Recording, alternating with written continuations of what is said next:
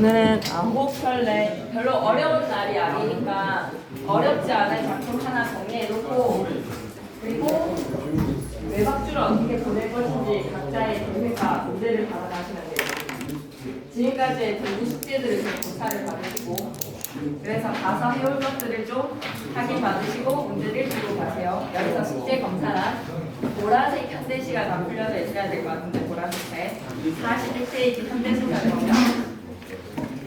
그래서 지금 고전소설 만복사 접보기까지만 나갔으니 그 다음 내용들은 지켜보고 시험 범위와 방향이 잡히면 부제를 바로 제작을 하겠습니다. 모쪼록 쌤 생각에는 지금 나간 맞춤법까지만 문제를 좀 잘 풀어와주면 지금 오늘도 준비되어 있는 문제들 저것까지만 잘 풀고 와주면 딴 과목 좀 하고 있으셔도 될 것 같아요. 그래서 국어는 마지막 막바지 2주 있죠. 그때 쌤이랑 토요일날 실컷 좀 학원에서의 시간을 보내면 그죠? 외박주 딱 보내고 나서 23일, 24일 주말이랑 마지막 주말이랑 시험 치기 직전 주말이랑 이렇게 좀 잘 보내면 그거는 다 될 것 같은데 근데 나간 진도들에서는 문제 다 풀고 영상으로 좀 복습 좀 하시고 9편에 들어가겠습니다. 41페이지 현대소설 감상하기 네, 9편에 합시다. 학습 목표 한국문학사의 흐름을 고려하여 현대소설 작품을 감상하자. 주체적 관점에서 작품을 평가하고 문학을 생활하는 태도를 지니다. 끄덕끄덕. 우리 마라미타 한번 내용 설명 읽고 갈까? 할아버지는 고층 빌딩이 들어선 강가의 풍경을 보고 과거의 이야기를 해주셨어. 지금 빌딩이 있는 자리는 1970년대에 농가 밭이었다라고 해. 할아버지의 말씀을 듣고 당시의 상황이 궁금해졌어. 1970년대에 창작된 문학작품을 보면 그 변화를 생생하게 느낄 수 있을까? 1970년대의 사회상이 반영되어 있는 문학작품을 통해 그 시대의 모습을 엿보자. 문학의 생활화 단원입니다. 47페이지 갈게요. 1970년대 소설문학의 특성, 산업화, 급격한 도시화가 이루어졌던 시기다. 1970년대 사회문화적 맥락을 좀 살펴볼까? 1970년대는 남북 분단으로 여전히 고통받는 사람들이 많았으며 이상가족의 아픔 등등 1960년대부터 이어졌던 것은 무슨 과제가 있었다? 민주화의 과제에다가 밑줄 한번 꺼주시고 1970년대의 대표시, 현대시에서는 지금 두 개 뭐뭐 살펴봤지? 거의 학교 진도는 거기에 멈춰져 있던데 1970년대에 농촌 붕괴하면 신경림의 농무 그리고 노동자들의 애환하면 정의당의 답을 줬고 오케이. 그래서 민주화의 과제가 주요 쟁점이었는데 또 경제 기반으로 급격한 산업화가 이루어지던 시대다. 급격한 산업화도 밑줄 한번 꺼주시고 그래서 산업화로 인해서 이 시대에 대해 박정희 대통령에 대한 카리스마라고 왜곡하는 사람들 있잖아요. 경제 발전을 일으켰다고 소득 수준 증대시켰다고 한강의 기적이라고 미화시키기도 하잖아요. 하지만 부정적으로 봤을 때 저문강의 사별식구에서도 드러나듯이 도시 빈민층의 형성도 밑줄 한번 꺼주시고 기본적 권리 침해에다가 밑줄 꺼주시고 그래서 쌤 어머니도 중학교 이제 야간 학교 다니면서 공장을 다니셨는데 분유통 있지 거기가 화장실이었는데 옆에 이제 미싱을 돌리면 분유통이 옆에 있으면 씨를 분유통에다가 씨하고 다시 미싱 돌리고 이렇게 화장실을 갈 수가 없었대. 기본적 권리 침해죠. 작품 경향 갑니다. 당시 사회에서 발생하는 문제에 관한 고민을 담은 작품이 많이 장작되었다. 밑줄 긋자. 사회에서 발생하는 문제에 관한 고민에다가 밑줄.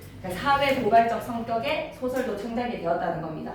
조세희가 난소공 들어보셨습니까? 누가 쏘아올린 공이라고 막 유행어 나왔었잖아요.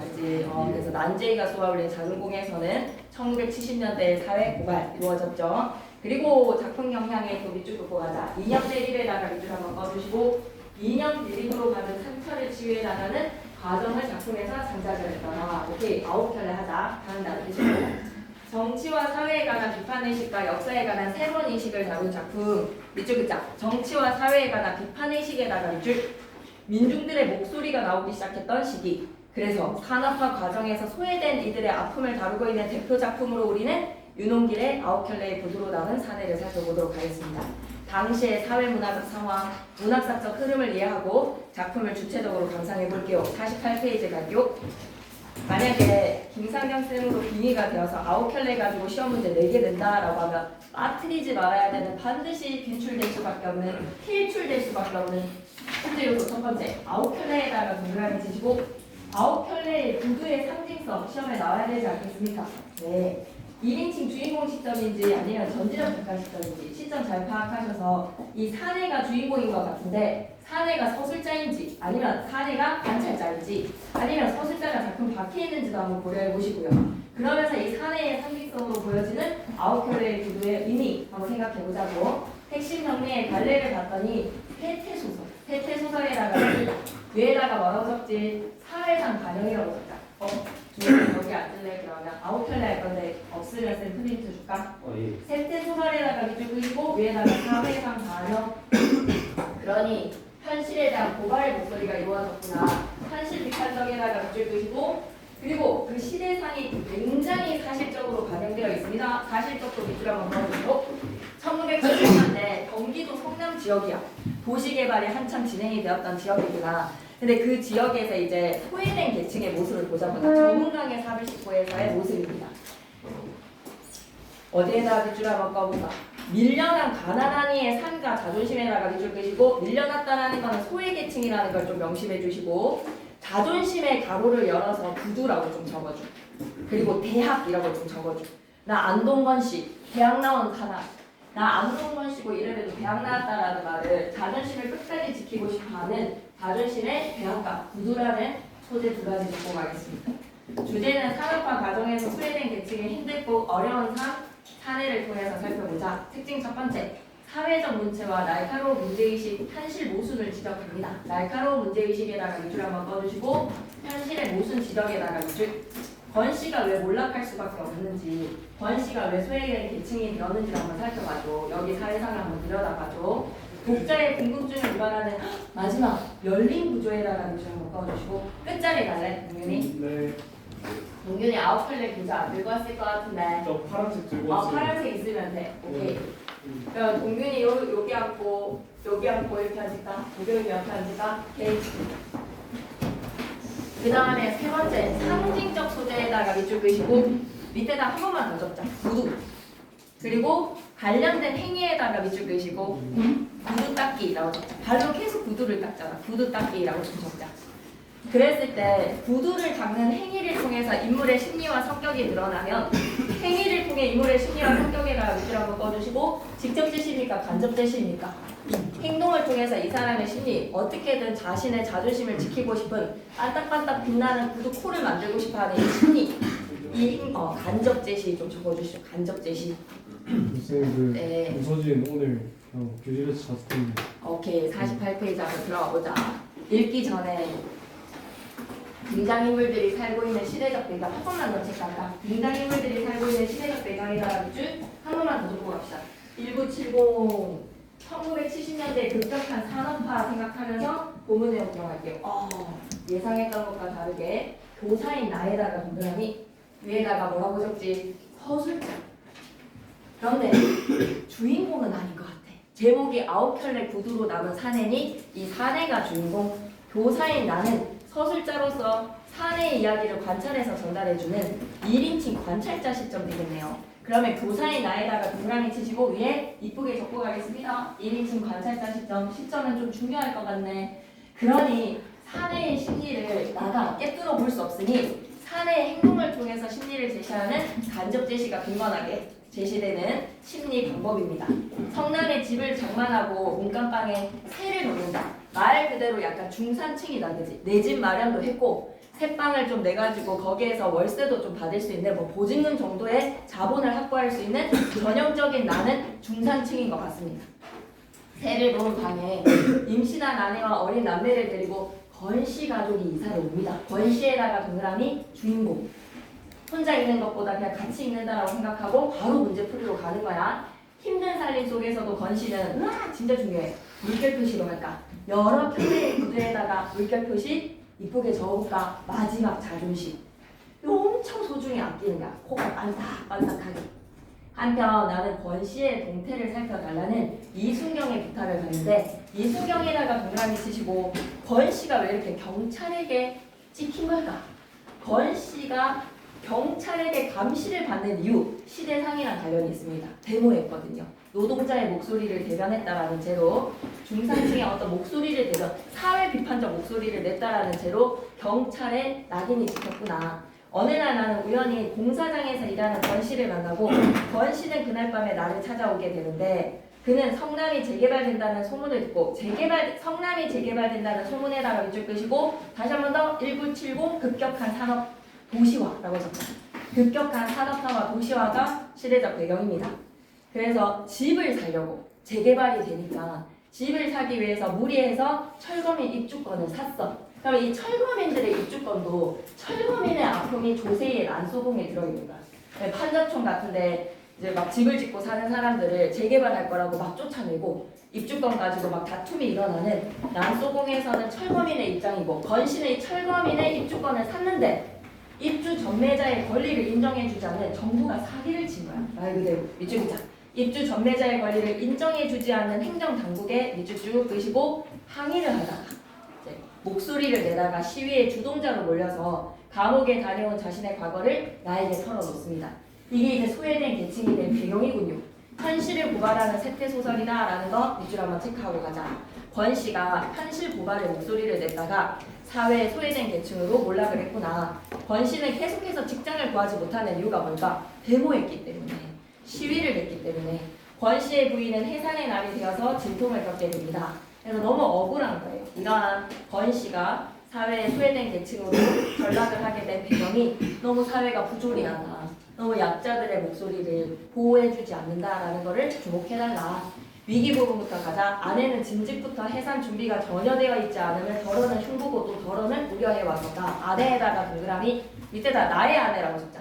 나의 아내가 권씨 아내가 배는 불러가는데 해산을 신경 쓰지 않는 거 그거에 무슨 여자가 저래 애 엄마가 어떻게 저럴 수 있어 임산부가 저럴 상식이 통하지 않아 라는 거에서 흉을 보는데 그 속에서는 어떨까 또 걱정도 되는 거잖아. 그걸 두고만 볼 수는 없으니까 남산만한 배를 갖고서 요즘 세상에 그래 애를 집에서 낳는다네. 그것도 산모 혼자 힘으로 낳는다네. 아무래도 뭐 무슨 일이 터질 것만 같아도 부담되는 거지. 이런 생각에 갖고 있는 권씨 가족이 다리 다 차도록 기저귀감 하나 장만하는 옆편내나 이쪽이다. 다리 다 차도록 기저귀감 하나 장만하는 옆편내에다가 이쪽 쓰시고 진짜 안 하고 싶어서 안 하는 걸까? 가난이라고 적자. 가난.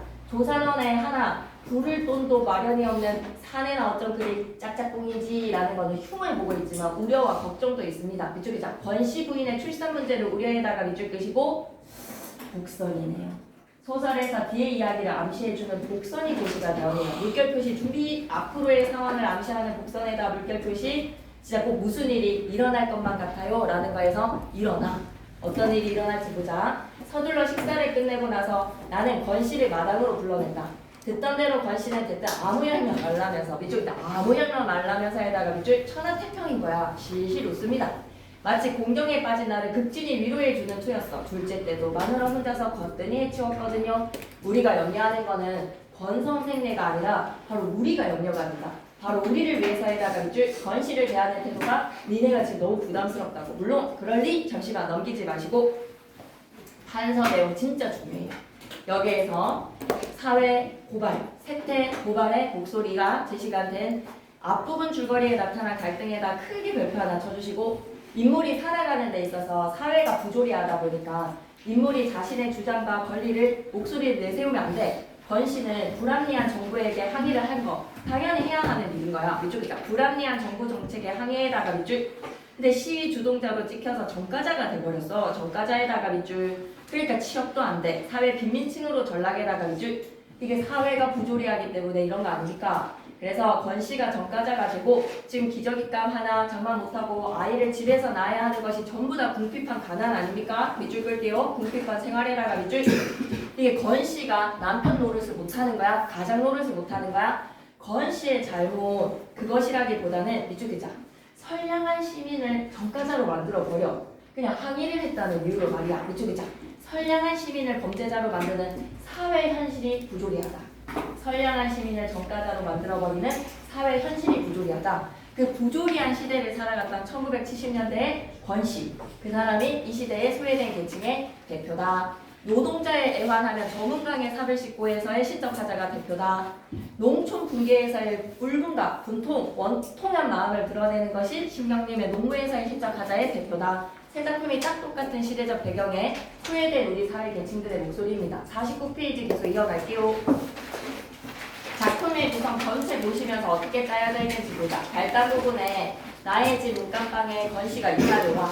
관할 경찰 이순경이 나를 찾아와서 건씨를 좀 잘 감시해달라고 부탁을 합니다. 이쪽에 순경이 나를 찾아와 건씨에 대한 정보 제공을 요구해다가 이쪽 선량한 시민인데 그냥 평범한 한 가정의 아버지인데 항의라는 시위에 가담했다라는 이유로 사회에서 이런 불온 세력으로 찍혔다. 그런 시대다. 전개 부분 갈게. 건씨는 막노동판에서 일을 하면서 엄청 힘겹게 가장 노릇을 하고 있어. 그런데 마지막 자존심 가로로 묶자. 여러 켤레의 구두에다 가로로 묶으시고 이것만큼은 포기를 못해. 그래서 우리가 있는 위기 부분이야. 이제 아내가 수술을 해야 되는데 아이가 잘못됐거든. 뱃속에서. 아내의 수술비에다가 밑줄 끄시고 건씨가 구해야 하는 이 아내의 수술비 나에게 부탁을 합니다. 돈을 빌려달라는 건씨의 부탁을 들어주나요? 거절에다가 밑줄 끄시고. 근데 생각해보니까 건씨한테 보증금을 받아놓은 게 있단 말이야. 그냥 그 보증금을 그냥 건씨한테 줘도 되는 거잖아. 그러니 내가 오히려 건씨의 돈을 가지고 있는데 그걸 아차 내가 왜 거절을 했을까? 뒤늦게 건씨가 모르게 수술비를 대신 지불하러 병원을 갑니다. 그런데 뭐 건씨는 그걸 알 수가 없었죠. 수술비가 필요한 건씨는 나의 집에 벽면에 두른 채 강도로 침입을 하게 되고 강도로 침입에다가 밑줄 끄시고 그러면서 마지막 자존심의 상처를 입은 건씨는 행방불명이 돼 사라져버려. 건씨는 9켤레의 구두를 남긴 채 행방에 불명이 됩니다. 자, 그럴 리 없겠지만 만에 하나라도 일이 잘못될 경우 난 권 선생을 원망하겠소 라는 거는 우리의 입장이 난처해질까봐 야, 너 어떻게든 좀 안에 좀 신경 써라.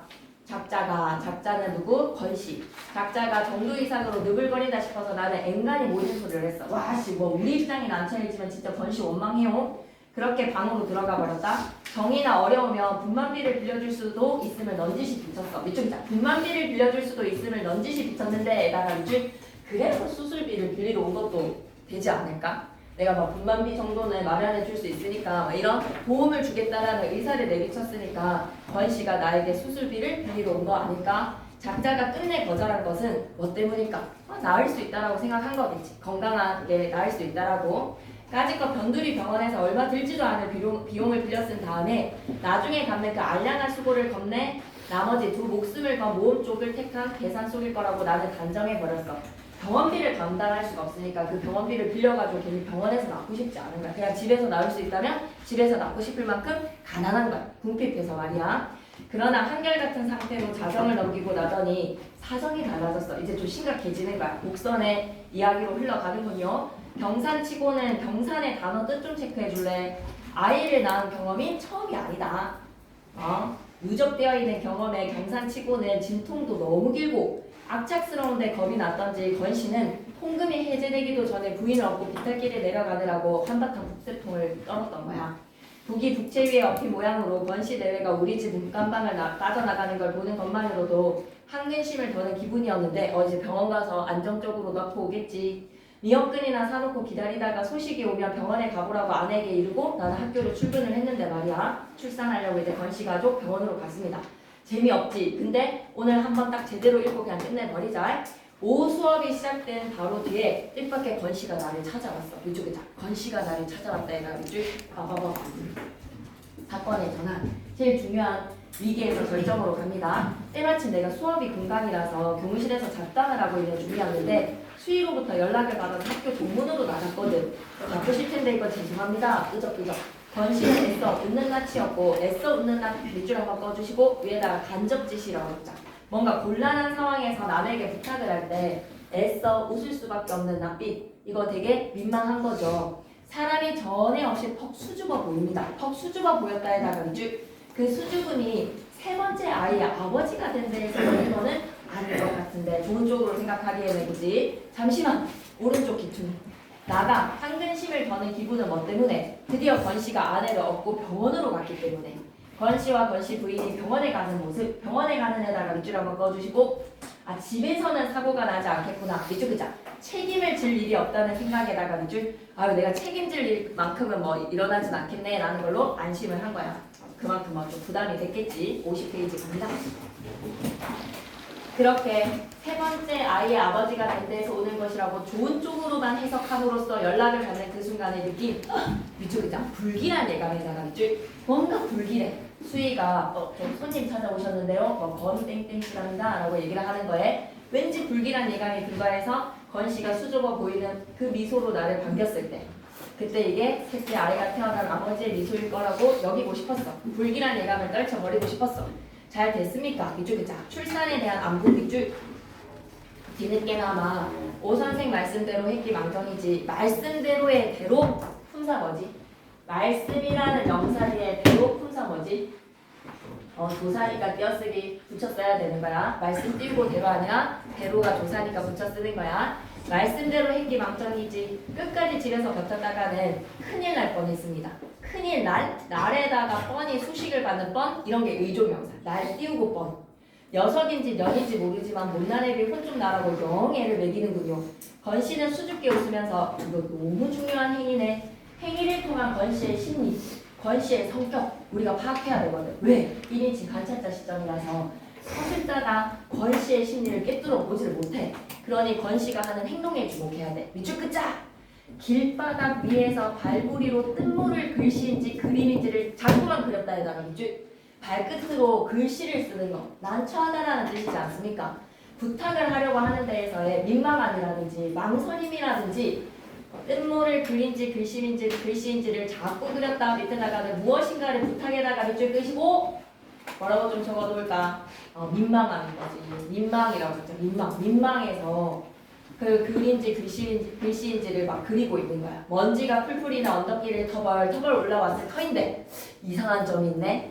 물결 표시 갈게. 그의 구두는 놀랄 만큼 반짝거렸다. 에다가 물결 표시 놀랄 띄우고 만큼 이럴 때 만큼의 품사는 뭐이기 때문에 의조명사이기 때문에 놀랄이라는 관용어의 수식을 받아야 되는 만큼이라서 띄어쓰고 나만큼이었다면 붙였어. 마음만큼이라면 붙여 쓰는 거야. 반짝거렸다. 이상하리만큼 반짝거리는 구두 유축기차. 건씨의 자존심. 마지막 자존심입니다. 나를 기다리는 동안 틀림없이 추측해보자. 바지가랑이 뒤쪽에다가 양쪽 발을 번갈아 가면서 문질렀을 거야. 이쪽에 자 양쪽 발을 번갈아 가며 문지르고 있었을 것에다가 이쪽 돈을 빌리지만 나 이렇게 비참한 사람 아니거든. 나 대학 나왔고 나 되게 선량한 한 가정의 아버지로서 괜찮은 남잔데 이거 뭐 항의하다가 입주권 대대발 잘못 샀다가 이거 정부에다가 항의하다가 지금 전과자 돼가지고 내 인생 꼬였단 말이야. 거기에서 오는 비슷한 동년배의 남자에게 돈을 빌리는 거 진짜 좀 비참하지 않을까? 이쪽에 자 돈을 빌리지만 자신의 자존심을 끝까지 지키고 싶은 건 씨의 의지입니다. 이쪽에 자 돈을 빌리면서도 자신의 자존심을 지키려는 건 씨의 의지 밑줄 한번 꺼주시고 10만 원 가까이 빌릴 수 없을까요? 단도직입적으로 요구한다고 10만 원 빌려주세요! 라고 얘기하는 거야. 밑도 끝도 없는 답이 10만 원.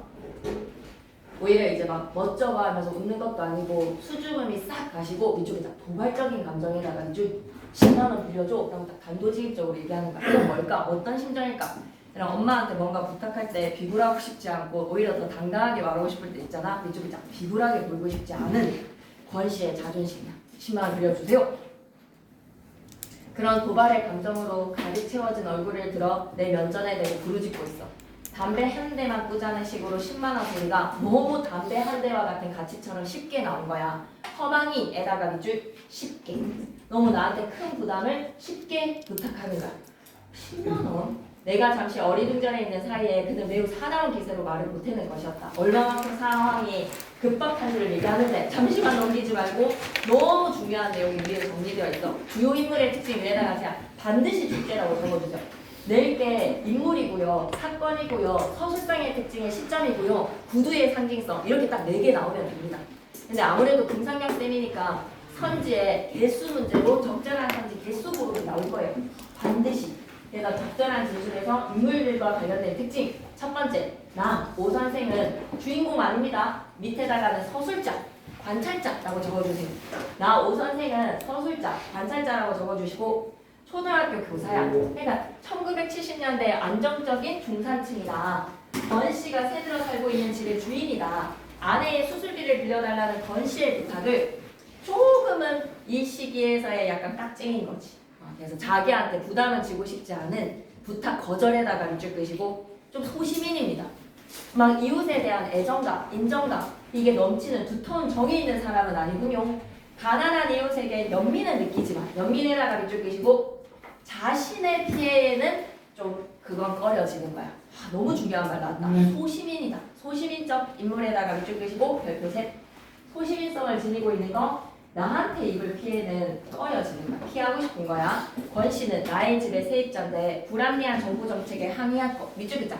불합리한 정부 정책에 항의에다가 밑줄 그만큼 정가자로 전락하게 되는 사회적 분위기가 좀 부조리한 사회였다라는 걸 기억해줘. 1970년대에는 시민들의 목소리를 강압적으로 억눌렸던 시기구나. 몰락한 도시 빈민층에다가 밑줄 끄시고 이 몰락을 하는 데 있어서는 다 사회 탓이다. 지식인의 자존심에다가 밑줄 한번 꺼주시고 그걸 상징하는 소재가 구두.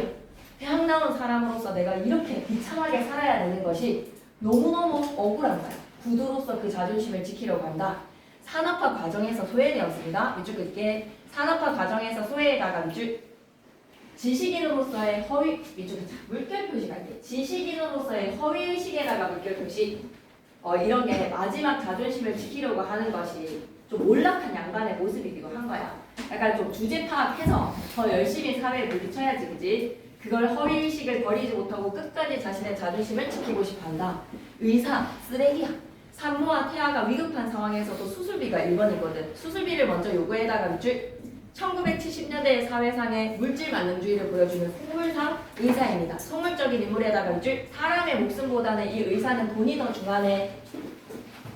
나가 느낀 불길한 예가 뭘까? 수술이 뭐 잘못됐다. 출산에 문제가 생겼다. 밑줄 긋자. 부담스러운 부탁에다가 밑줄. 그 예감인데 들어맞았어.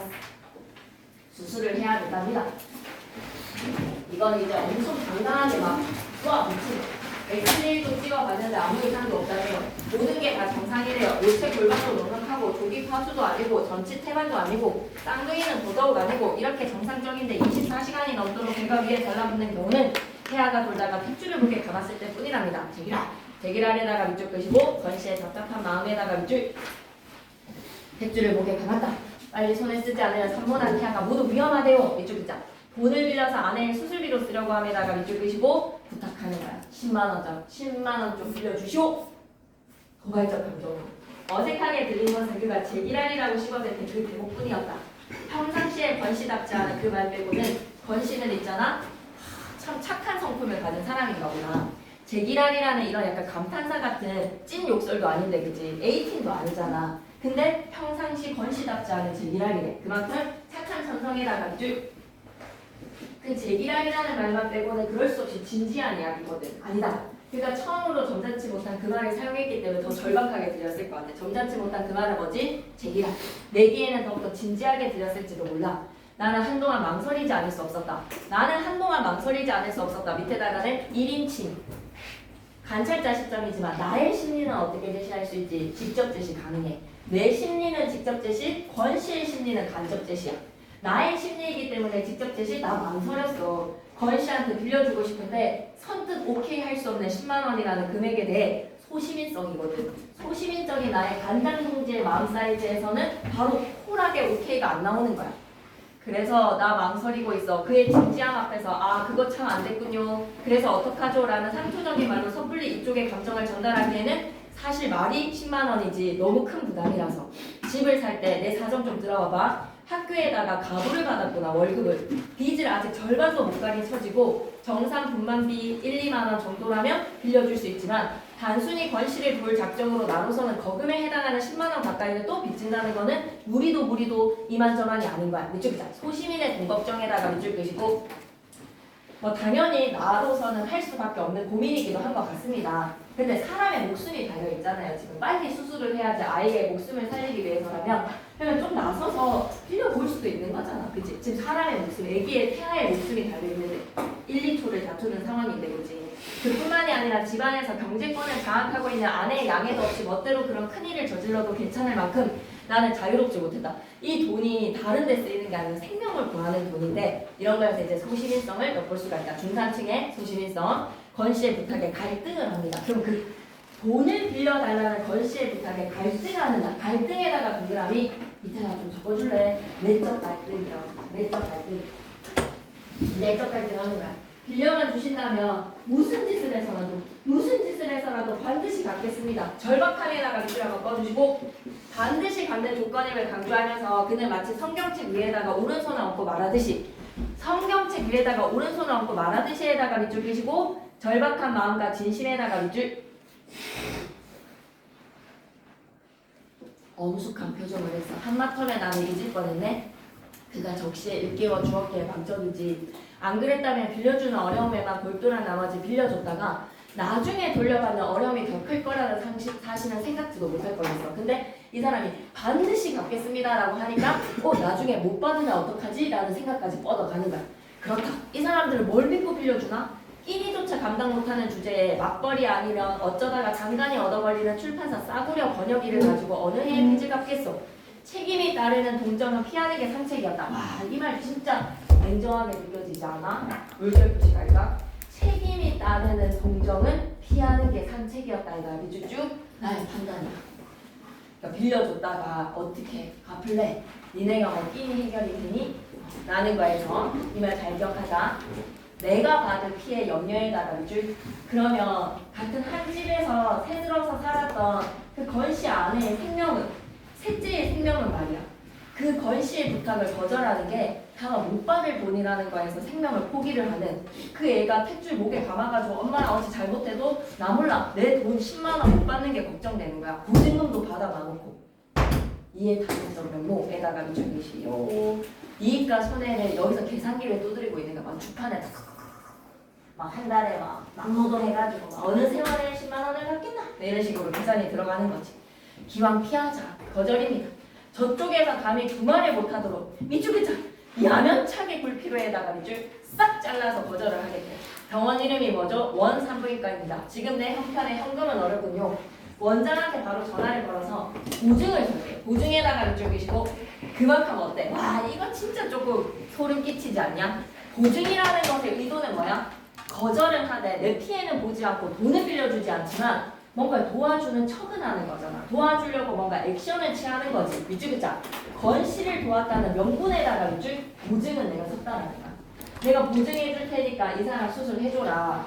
이 사람에 대한 보증은 내가 선다. 금전적 손해의 10만 원은 피해를 보고 싶지 않은 나의 속물성입니다. 나의 속물성에다가 별표 하나 치시고 보증 꼭 좀 기억해 주셨으면 좋겠어요. 병원에 보증을 서겠다는 것이 나의 속물성.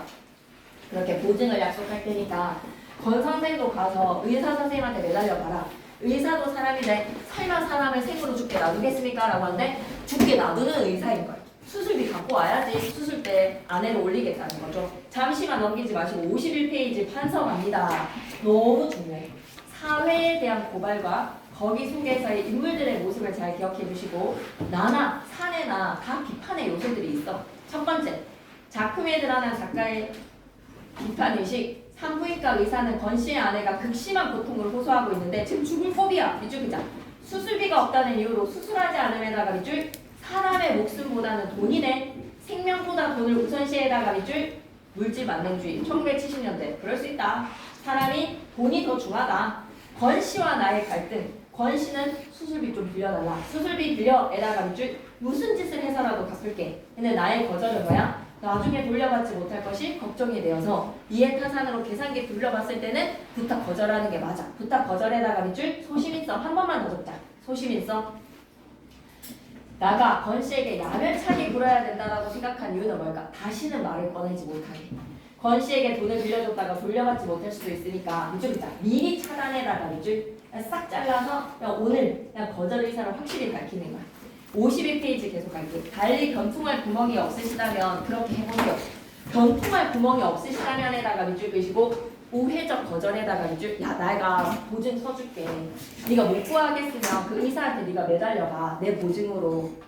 정말 이렇게 돌려서 명분 내세우면서 거절하는 것도 참 순해. 내 대답이 지나치게 더디 나올 때 이미 눈치를 챈 모양이었다. 도전적이던 기색이 슬그머니 죽으면서 밑줄 꺼줘. 착하디 착한 눈에 다시 수줍음이 돌아왔다에다가 밑줄 쭉 끄시고 되게 모멸차게 뭔가 이렇게 막 매달리고 하는 그 절박한 마음에서 아 그래 이제 됐다 라는 거에서 아 알겠어. 착하디 착한 눈에 다시 수줍음이 돌아왔다.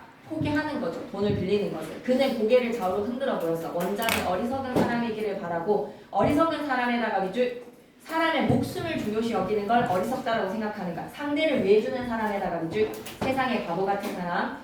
그렇게 바라고 거기다가 희망을 걸기에는 지금 너무 심각한 상태다. 그 사람은 나한테 수술 비용을 받아내기가 수월치 않다는 거를 입원시키는 순간부터 알아차려서 수술을 아예 해줄 생각이 없다. 얼굴에 흐르는 진땀을 훔치는 대신에 자존심이 상하는 곤혹에다가 밑줄 그는 너무 중요합니다. 이런 절박한 상황에서도 하는 행동은 뭐다? 별표 3개야. 오른발을 들어서 왼쪽 바지가랭이 뒤에다가 두어 번 문지르는 반딱반딱 빛나는 코를 만드는 행동. 발을 바꾸어서 같은 동작을 반복하는 구두 닦기의 행동. 자존심 회복에다가 밑줄 모멸감 느껴지게 비굴하게 한번 부탁해봤거든. 안 되는 거에서 이제 자존심 회복하려는 바쁘실 텐데 실례 많았습니다. 썰면처럼 두툼한 입술이 선잠에서 깬 어린애같이 움실거리더니 선잠에서 깬 어린애같이 움실거리더니 밑에다가는 묘사, 관찰해서 이 사람의 입술 뭐 이런 것들의 행동, 수줍음이 돌아간다 이런 거 전부 다 뭐라고 생각하는데 간접제시라고 생각해줘. 간접제시. 겨우 인사말이 나왔어. 무슨 말이 더 있을 듯 싶었는데 그는 이내 돌아서서 휘적휘적 걷기 시작했다. 다 묘사의 관찰입니다. 이제 거절당한 거에서 가는 거야. 나는 내심 그의 입에서 끈끈한 가래가 묻은 소리가 이를테면 아씨 오 선생 진짜 너무한 거 아니오? 뭐 이렇게 뭐 맥살을 잡는다든지 막 할 수도 있는 거잖아, 그지? 이웃지간에 이럴 수 있는 거요? 라고 한다든지 그래 너 혼자 잘 먹고 잘 살아라 니 또 칼라 또 이렇게 하는 말이 날아와서 내 이마에 탁 눌러붙는 순간에 대비하고 있었는데 눌러붙는 순간에 대비해다가 밑줄 근데 너무 순순히 받아들이는 거야. 나의 이 야멸찬 거절에 대해서 권 씨는 너무 당연시 또 받아들이는 거야. 니똥 칼라똥 할 줄 알았는데 권 씨의 부탁을 거절한 행동에 대해서 죄책감이라는 밑줄 한번 넣어주시고 근데 있잖아 그가 딱 갑자기 돌아서면서 나를 똑바로 올려다 봤을 때 그처럼 흠칫 놀랐을 것이다. 오 선생 크게 별표 하나 치시죠.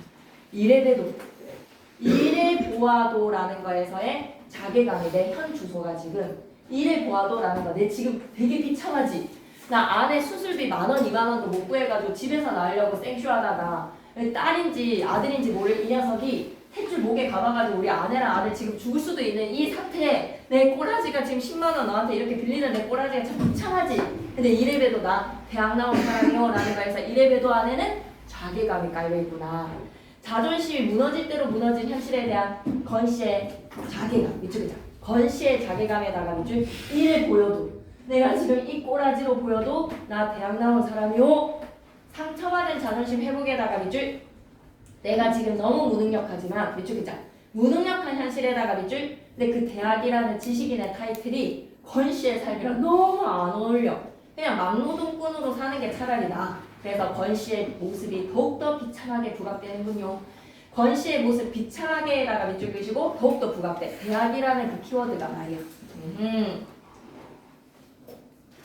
자존심이 상처받았어. 상처받은 자존심을 회복하려고 지금 이렇게 애쓰는 겁니다. 그것뿐이었다. 내 호주머니에 촌지를 밀어넣던 어느 학부형같이 그는 수줍게 그 말만 건네고 언덕을 내려갔어. 이래 보여도 나 대학 나온 사람이야. 별로 휘청거릴 것도 없는 짤까막한 체구를 연방 휘청거리면서 다 관찰하는 거지. 내딛는 한 걸음 한 걸음마다 땅을 저주하고 하늘을 저주하는 동작으로 내 눈에 그는 비쳤네. 밑줄 있잖아. 땅을 저주하고 하늘을 저주하는 애다가 밑줄 절박한 마음에다가 밑줄 야 어떤 심정일까? 나한테 돈이 뭐 이때 당시에 10만 원이면 지금의 우리의 10만 원의 가치는 아니겠지만 그 돈이 결코 적은 돈은 아닐 것 같은데 그걸 내가 가족을 위해서 빌리지를 못하는 이 상황이 어떤 심정인지 와닿지는 않는 것 같습니다. 경험을 못해본 심정인 것 같습니다. 산 곱팽이를 돌아서 그의 모습이 벌거벗은 향토의 언덕 저쪽으로 사라지는 찰나 나는 뛰어가서 그를 부르고 싶은 충동을 느껴. 그를 부르고 싶은 충동에다가 밑줄 뒤늦은 죄책감이랄까 연민의 마음의 발동 연민에다가 밑줄 왜 그런 거에서 이제 이 사람이 순순히 받아들이고 돌아설 때 돌팔매질을 하다 말고 뒤집혀진 3륜차로 달려들어서 아기아기 참외를 깨물어 먹는 군중을 목격했을 당시에서의 그 권씨처럼 권씨가 들려준 이야기거든. 권씨가 어떤 군중을 본 거야? 참외를 막 먹기 위해서 어떤 상황인지 밑에 설명 봐봐봐. 나는 자존심을 버리고 수술비를 빌리러 온 권씨에게 참외를 깨물어 먹는 군중의 모습처럼 밑줄자 생존의 문제이기 때문에 생존의 문제에다가 다른 사람이 어떤 상황이건 상관하지 않고 막 먹을 것 가지러 막 절박하게 달려가는 사람들의 모습. 이거 완전히 나체의 상태인 거야. 나체에다가 밑줄 끄시고 절박한 생존의 상태인 거야. 다시 한번 봐봐. 돌팔매질을 막 정부 당국에다가 하다가 뒤집혀진 3년차로 달려들어서 참외를 먹는 군중들의 모습. 이런 게 뭐다? 절박한 생존의 모습에 사람이 내몰렸을 때 보이는 모습이지. 그런 것이 이제 건시도 절박한 상황인 것 같다. 이거 완전 나체 그대로의 건시의 절박함이구나. 그리고 내가 그에게 와 이게 빨리 떠올랐어야 되는데 암만의 빚을에다가 암만의 빚 네모박스 치시고 약간 밝혀 말할 필요가 없는 대충 대략의 수량을 암만이라고 합니다. 암만의 빚을 지고 있으면 꿀뜩 깨달았어. 들어올 때 받은 보증금이 있잖아. 그럼 어차피 건시가 나가면 돌려줘야 되는 돈이잖아. 전세돈도 일종의 빚이라면 빚이니까 나중에 보증금에서 따고주면 되는 거잖아. 수술비 10만 원. 왜 더 좀 일찍이 그 생각을 못했을까? 원 산부인과에서는 만단의 수술 준비를 갖추고 보증금이 도착되기만을 기다리고 있었다. 수술비가 도착할 때까지 수술을 해주지 않는 물질 만능주의 의사를 기억해주세요. 학교에서 우격다짐으로 후련해 가불에다가 가까운 동료들 주머니를 닥치는 대로 털어서 간신히 마련한 일금 10만 원. 이걸 건네자 금태의 마비치 안경을 쓴 원장에다가 동그라미 가장 속물 밑에다가 속물이라고 적어줄까? 바로 마취사를 부르도록 간호원에게 지시를 했어. 정말 간단하게 빨리 할 수 있는 수술인데 말이야. 원장은 내가 건시하고 잠시 넘기지 말고 비판의식 두 번째 가보자. 첫 번째는 뭐야? 건시가 이렇게 수술비를 빌리지를 못해서 아내의 목숨이 지금 왔다리 갔다리 생명보다는 돈이 더 중시되는 의사를 통해서 생명 병시, 물질 만능주의 하나 기억해 주시고 건시랑 내가 하는 갈등이었고 두 번째 가보자. 나가 건시에게 연민을 느끼지만 정작 수술비를 빌려달라는 건시의 부탁을 거절했지. 부탁을 거절해다가 밑줄 하층민의 비참한 삶에 연민을 느끼지만 소시민성 밑줄이다. 비참한 삶에 연민을 느끼면서도에다가 밑줄 내 손해는 보고 싶지 않아. 자신의 이익을 생각하는 소시민적 지식인의 허위의식에다가 밑줄 소시민이야. 그러니 명분으로서 선량한 척, 착한 척은 하고 싶지만 내 손에는 입고 싶지 않은 소시민 밑에다가는 하나만 더 적을까요? 이해타산적이라고요. 이해타산적인 인간상입니다. 내 손해에 대해서 계산기를 두드려보는 권씨가 한 말 시험에 나옵니다. 나 이래 보여도 대학 나온 사람이다. 나한테 부탁을 한 것에 대해서 거절당한 것에 대한 귀찮은 자존심 회복하고 싶은 겁니다. 자존심 회복에다가 밑줄 끄시고 그 대화가 지금의 꼬라지가 너무 대조적이기 때문에 지금의 마이너스가 더욱더 부각된다. 왜 다 자신이 대학을 나온 사람이라고 말하는 걸까? 밑줄 끄자. 무너진 자존심 회복에다가 밑줄 무너진 자존심 회복. 빨리 끝내버릴게. 53페이지 가자. 봤어. 그래서 그런 척분도 없으면서 다만 그의 새빵 주인일 따름이라는 것을 알고는 혀를 찼어. 그냥 새빵 주인이기 때문에 빌려준다는 거 아니라 오죽 못난 놈, 새빵 주인한테 10만 원 빌리는 놈, 따름이라는 거 품사 생각해보세요. 주인이다가 주인 1 되어서 따름, 의존명사입니다. 그래서 주인일 따름이 띄었어죠. 아버지가 되는 방법도 정말 여러 길이 있죠. 경제적 무능력에다가 밑줄 보증금을 마련해 오랬더니 오전 중에 나와서 여태껏 얼굴 한 번 안 비치지 뭡니까? 맞습니다. 의사가 애를 꺼내는 방법도 여러 길이듯이 아버지 노릇하는 것도 아마 여러 길일 겁니다. 약간 돌려서 까는 거지. 밑줄 있다. 애를 꺼내는 방법도 여러 질에다가 밑줄 구개음화가 안 된 거에서 질이라고 발음했습니다. 예전에는. 자, 돈을 우선시하는 의사에게 빈정거림 밑줄 있잖아. 수술을 미룬 의사에 대한 빈정거림에다가 밑줄 나는 내 말이 제발 의사에게 농담으로 들리지 않기를 뼈 있는 말이기를 바랐으나 유감스럽게도 금태한강의 상대방은 한 차례의 너털 웃음으로 그걸 간단히 농쳐버렸다. 나는 이미 죽은 게 아닌가 싶게 사색이 완연한 건씨 부인이 들것에 실려서 수술실로 들어가는 것을 거들었다.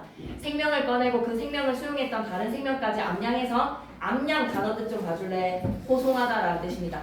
건지는 요란한 수술치고도 너무나 쉽게 끝나는 수술이었던 거야.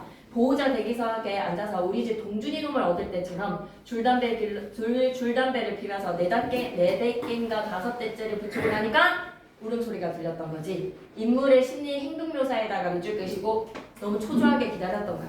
수술이 잘 되기를. 고추예요 고추. 수술을 돕던 원장 부인이 나오면서 처음 울음을 듣는 순간에 내가 점쳤던 결과를 큰 소리로 확인해 주었다.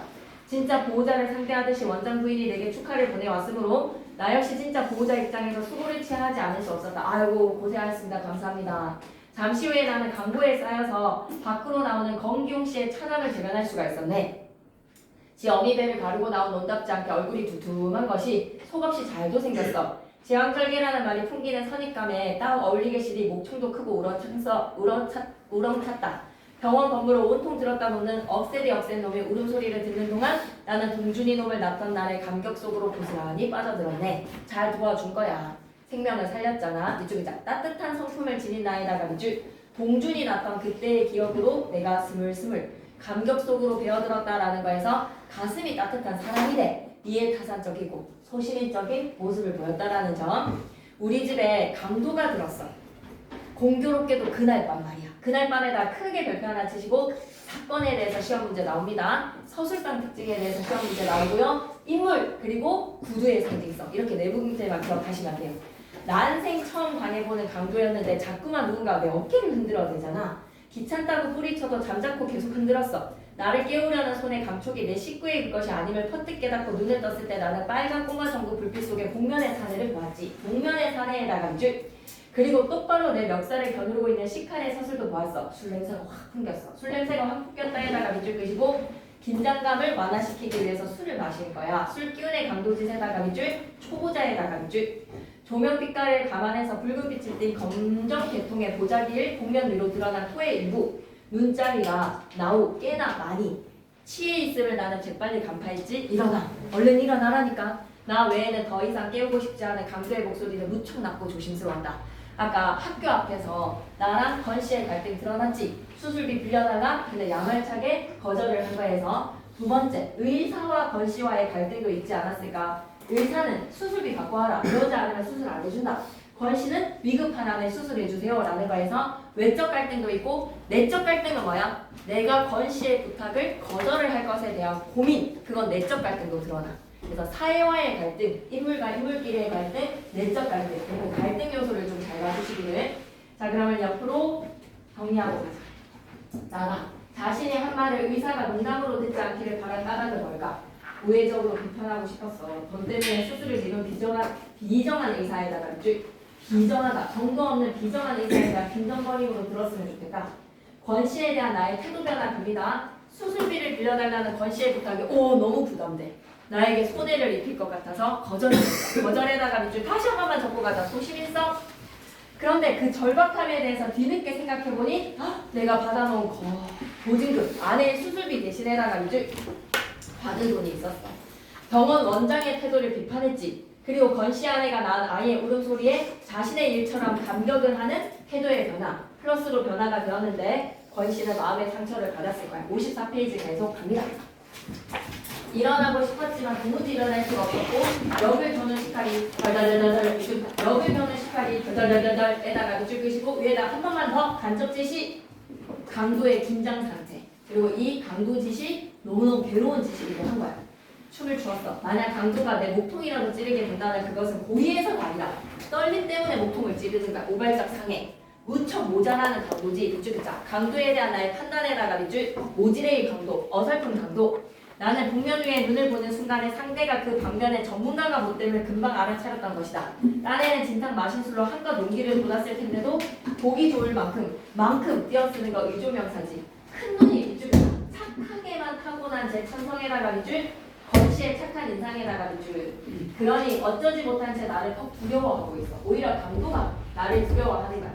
그래서 술로 간을 키우지 않고는 남의 집 담을 못 넘을 정도라면 강력 범행을 도모하는 사람으로서는 밑줄이자 처음부터 미역국에다가 밑줄 자격미달에다가 밑줄 처음부터 미역국이라는 말의 관용적 의미 자격미달이다. 미끄러진가 이미 일어날 테니까 차를 약간 뒤로 물려주시오. 강도는 내가 시키는 대로 했다. 내놔 얼른 내놓으라니까. 내가 다 일어나 앉기를 기다려 강도가 속삭였다. 하라는 대로 하지요. 하지만 당신도 내가 하라는 대로 해야만 일이 수월할 거요. 오히려 조언에다가 밑줄 자격미달의 강도에게 잔뜩 의심을 품고 쏘아보는 강도를 향해 나는 덧붙였어. 집안의 현금은 변변찬소. 변변찬소에다가 밑줄 그으시고 변변하잔소였으니까 변변하잔소. 40판 기억나? 잠도 1점. 변변하잔소. 앞에 말이 울림소리면 하가 통째로 탈락 아니면 히읗 놔두고 탈락? 히읗 놔두고 탈락. 그래서 아만 탈락이니까 두 개 결합돼서 변변찬소가 되는 겁니다. 그래서 거북하지 그 다음에 다정하지. 줄여보자.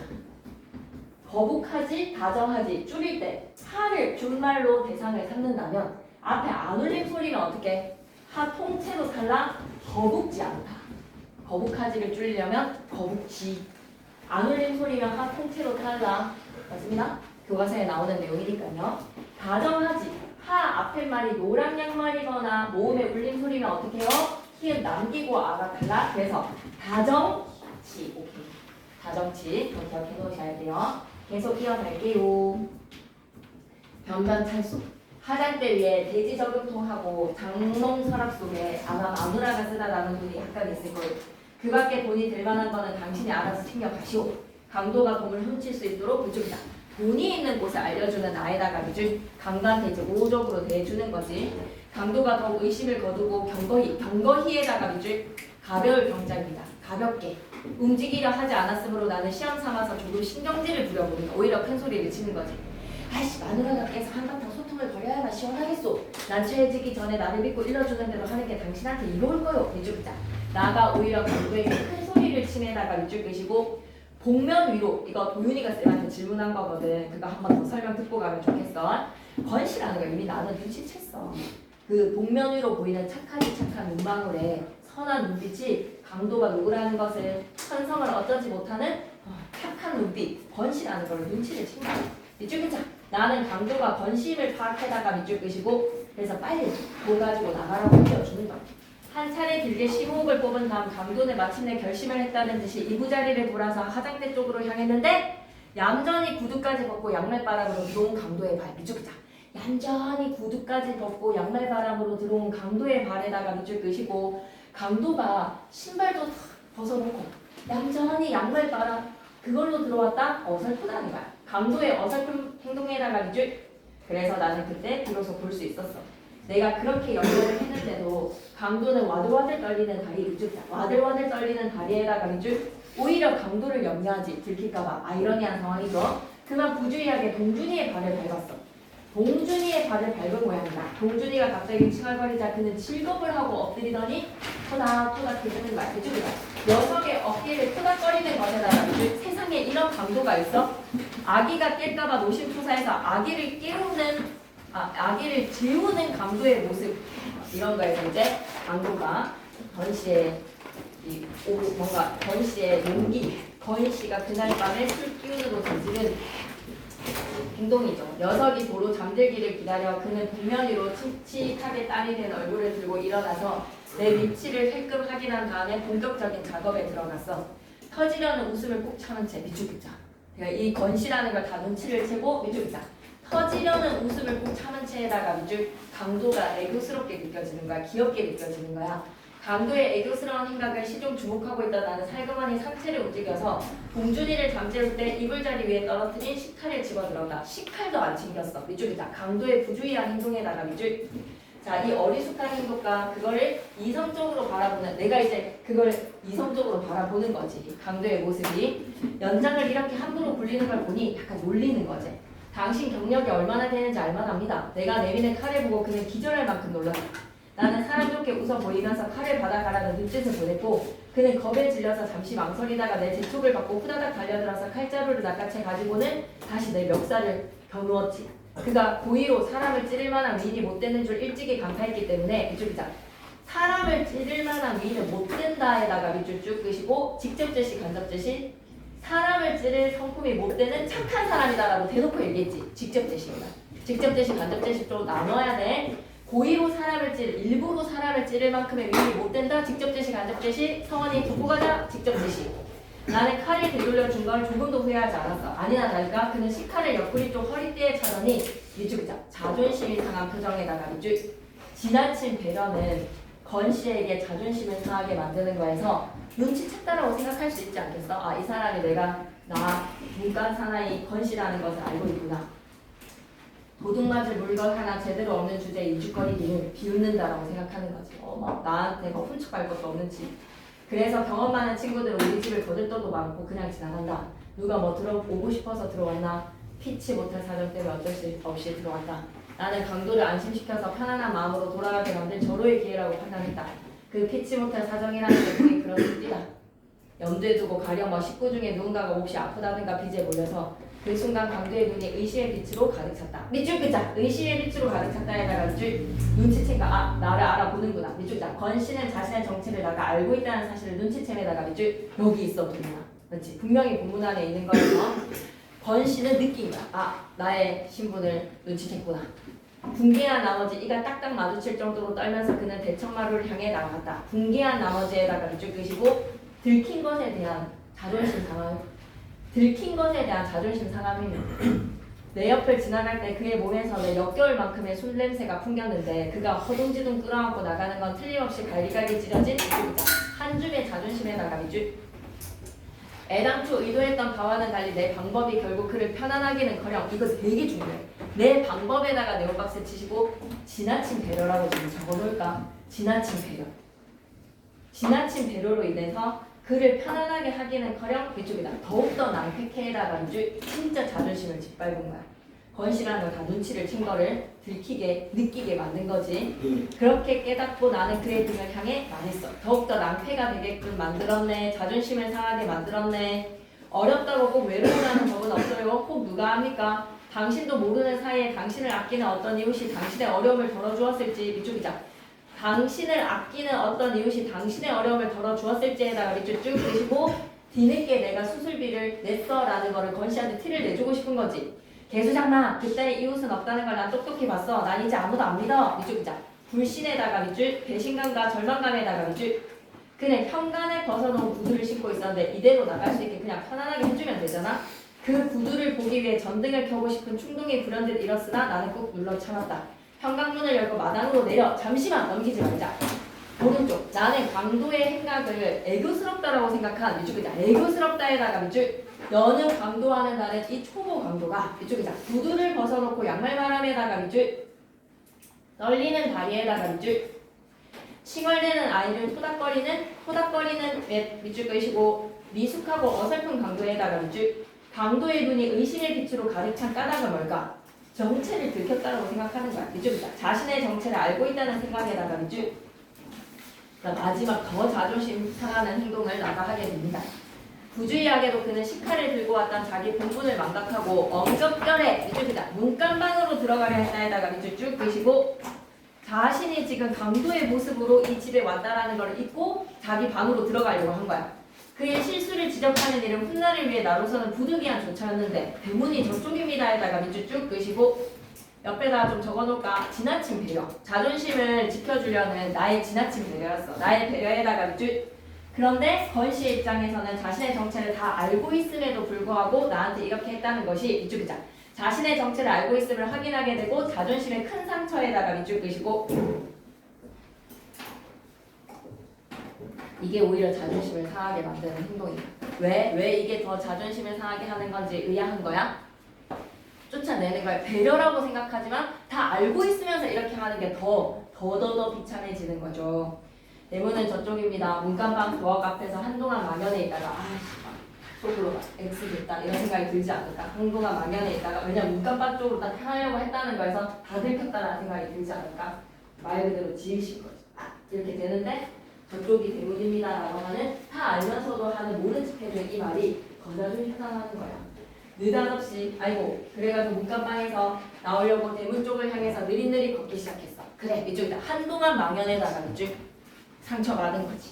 이윽고 그는 대문 쪽을 향해 느릿느릿 걷기 시작했다. 비틀비틀 걷기 시작했고 대문에 다다르자 그는 상체를 뒤틀어서 이쪽으로 보았어. 마지막 한마디 크게 별표 하나 치시죠. 이래 보여도 내가 지금 강도짓을 하고 있는 이 내 모습이 대학까지 나온 사람이 하는 짓이다. 이쪽이다. 마지막 자존심에다가 밑줄 정체가 다 탄로 난 거야. 누가 뭐라고 그랬나 느닷없이 그는 자기 학력을 밝히더니만 대문을 열고는 보안등 하나 없는 칠흑의 어둠 저편으로 자신을 향해 자진해서 삼켜져 버렸습니다. 어둠으로. 나는 대문을 잠그지 않았다. 이쪽이자. 돌아오기를 기다리는 에다가 밑줄. 그냥 지쳐놓기만 하고 들어오면서 문간방에 들러 건씨가 아직도 기강하지 않았음을 깜깜한 방 안에 어미아비 없이 오누이만 새우잠을 자고 있음을 아울러 확인하고 나왔어. 엄마 아빠도 없이 애들은 자고 있는 거야. 아내는 잠옷바람으로 팔짱을 끼고 현관 앞에 서 있었어. 무슨 일이라도 있었나요? 아무것도 아니야. 잃은 물건이 하나도 없다. 돼지 저금통도 화장대 위에 그대로 있고 아무것도 아닐 수밖에. 다시 잠이 들기 전에 나는 아내에게 수술 보증금을 대납해준 사실을 비로소 이야기했어. 한참 말이 없다가 아내는 벽 쪽으로 슬그머니 돌아 누웠다. 밑줄기자. 수술비를 대신해준 사실을 못마땅해다가 밑줄 슬그머니 돌아 누웠다. 간접 제시겠죠.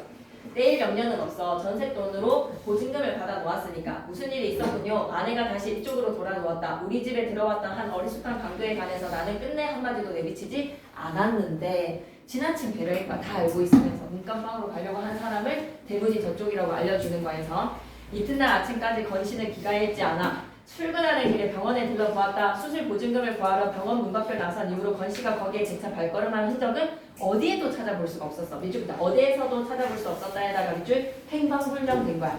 그 다음 날도 그러니까 한마디로 건씨를 내쫓은 거나 다름없는 거야. 지나친 배려로 인해서 그 마지막 자존심까지 다 짓밟음으로써 건씨 나가게 한 거예요.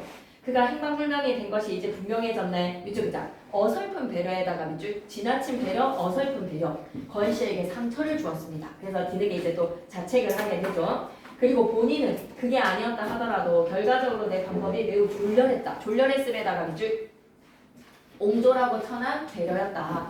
그렇다는 것이 확실히 밝혀진 셈이지. 복면위로 드러난 두 눈을 보고 나는 그가 다름 아닌 건심을 대뜸 알아차릴 수 있었는데 혹시 건심 뭐 이렇게 하는 게 차라리 낫지 않아? 그냥 건심 술 기운에 이렇게 온 걸 다 알고 있어.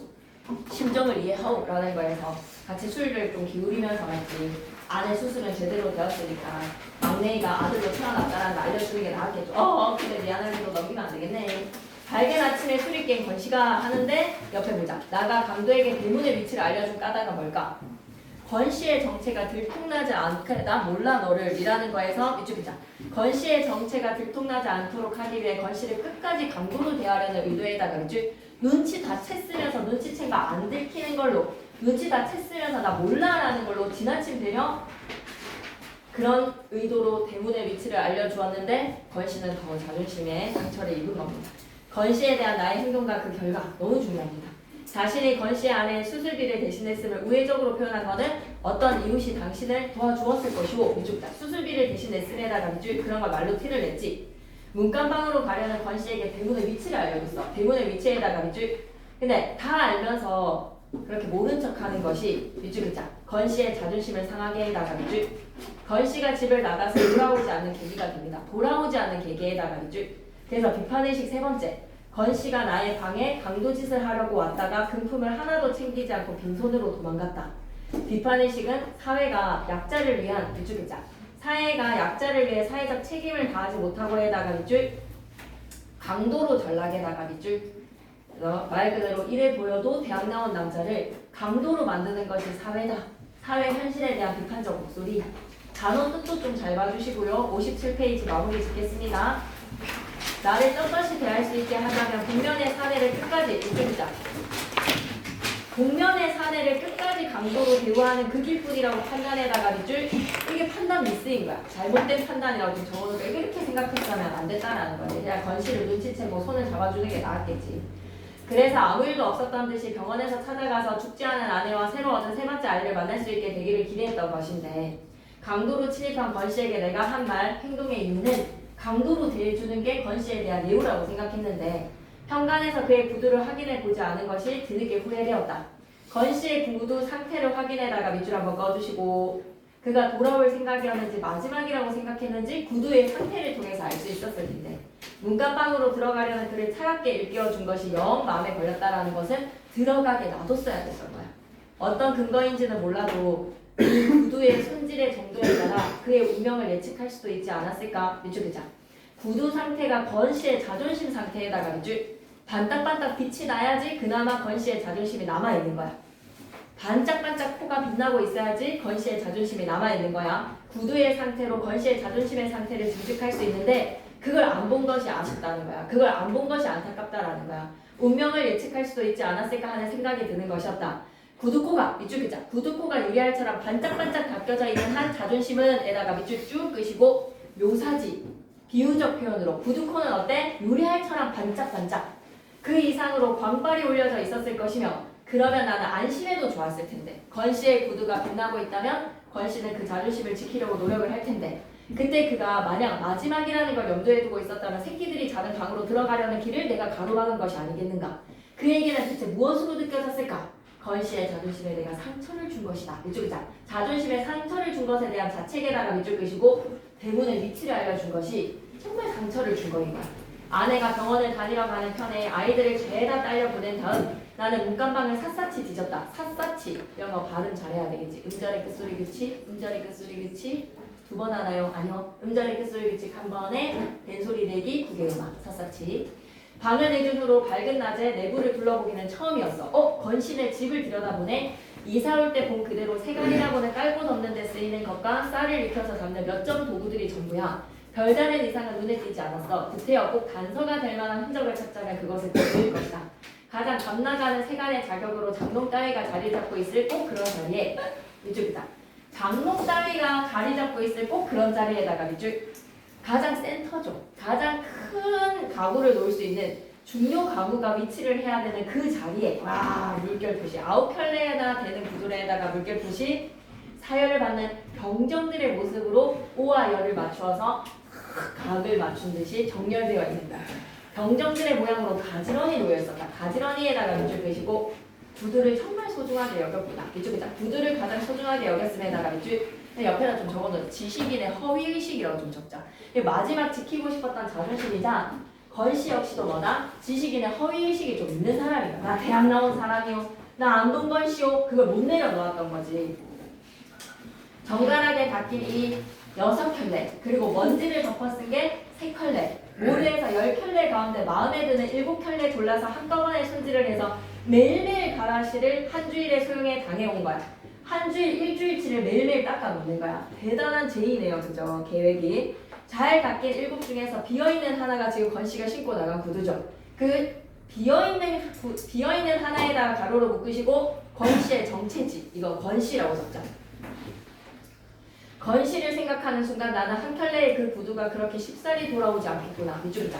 쉽사리는 돌아오지 않으리라는 걸 알딸딸하게 깨달았다에다 밑줄 쭉 끄시고 마지막 자존심 구두를 남기고 사라졌다. 밑줄이다. 마지막 자존심이 구두를 남기고 사라짐에다가 밑줄 행방불명. 건씨의 행방불명을 알리지 않으면 안 될 때였는데 내 쪽에서 먼저 전화를 걸기는 그것이 처음이자 마지막이었다.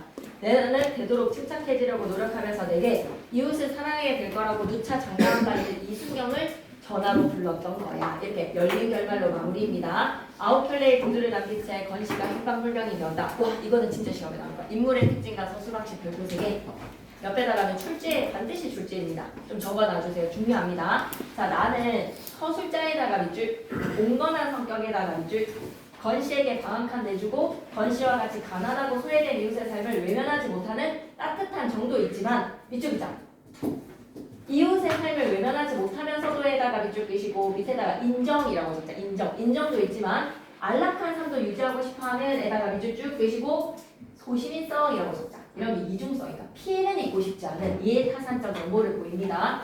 건씨가 나에 의해서 관찰되는 인물로 주인공이에요. 대학을 졸업한 평범한 소시민이었다. 밑줄이자 평범한 소시민에다가 밑줄 끄시고 그런데 철거민 입주권 구매로 인해서 철거민위원회의 활동으로 주동자로 몰려서 옥살이를 하게 되는 부조리한 사회인 거야. 아내의 수술비가 없을 정도로 가난한 생활을 하게 되고 왜? 항의를 했다는 이유로 전과자가 되고 나니까 이렇게 사회에서 부문 세력이 된 거야.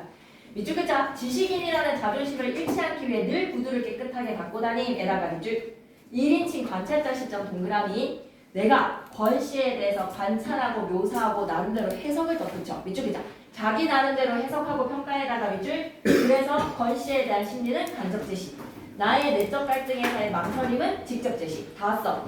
옆에 오른쪽 기둥이 나가 문간방으로 가려는 건씨를 일깨워준 것에 대한 마음에 걸리는 까닭은 뭐다? 모른 척 해줬어야 돼. 어설픈 배려에다가 밑줄 지나친 배려 건씨에게는 상처야. 자존심의 상처에다가 밑줄 쫓아낸 거야. 집을 나가 원인 제공에다가 밑줄 나가 한 켤레의 구두가 쉽사리 돌아오지 않으리라는 걸 깨닫는 것은 무슨 의미일까? 쉽게 돌아오지 않을 것에다가 밑줄 상처가 쉽게 회복되지 않을 것에다가 밑줄 한번 넣어주시고 쉽게 회복되지 않은 상처이기에 돌아오기가 쉽지 않다. 58페이지 계속 이어갈까요? 9켤레 구두로 남은 사안의 내용 정리에서는 건씨가 아내의 수술비를 마련하기 위해서 나에게 돈을 빌려달라고 부탁을 합니다. 하지만 거절하고 난 후에 모르게 도와주지요. 강도로 나의 집에 건씨가 침입을 합니다. 정체를 다 알아차렸으면서 권 씨에게 대무 위치를 알려준 나의 배려가 자존심에 상처를 입히는 행동인 거야. 그렇게 권 씨는 9켤레의 구두를 남기고 빈방불명이 되었다. 작가 알아보기에서 윤홍길 어떤 작가인지 잘 보시고 장막 되게 중요한 작품인데 함께 읽기를 먼저 보실까요? 산업화 과정에서 발생한 도시 빈민층의 좌절과 애환, 난소공뿐만 아니라 9켤레의 구두를 살펴봤습니다. 오늘 마무리는 좀 꼼꼼하게 해놓을게요. 59페이지 1번 이제는 뭐가 나올 것 같다고 인물 그리고 사건 그 인물 속에서의 사건의 갈등 관계 잘 봐주시고 서술상 특징 그리고 상징적 소재 여기 학습활동이 다 있어. 1번 위에다가는 인물이라고 크게 적어줘. 1번 무조건 나올 거야. 적절한 건 고르시오의 개수 문제로 말이지.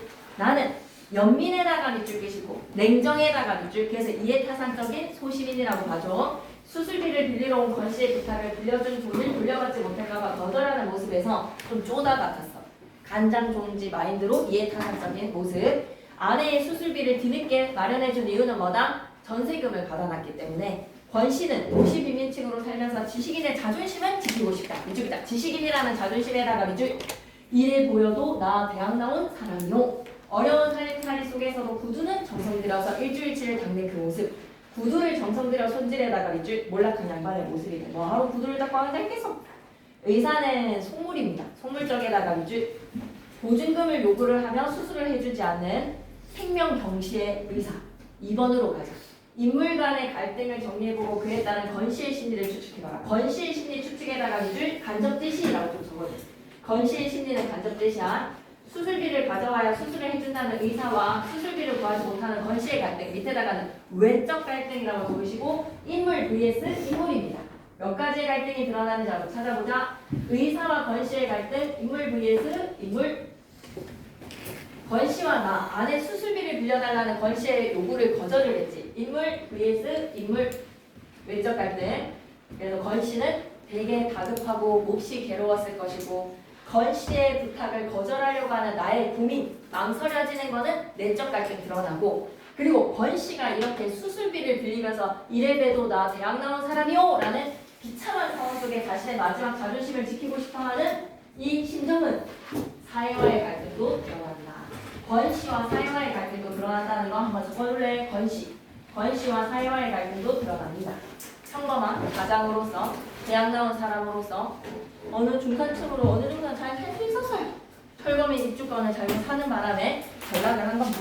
60페이지 가시죠.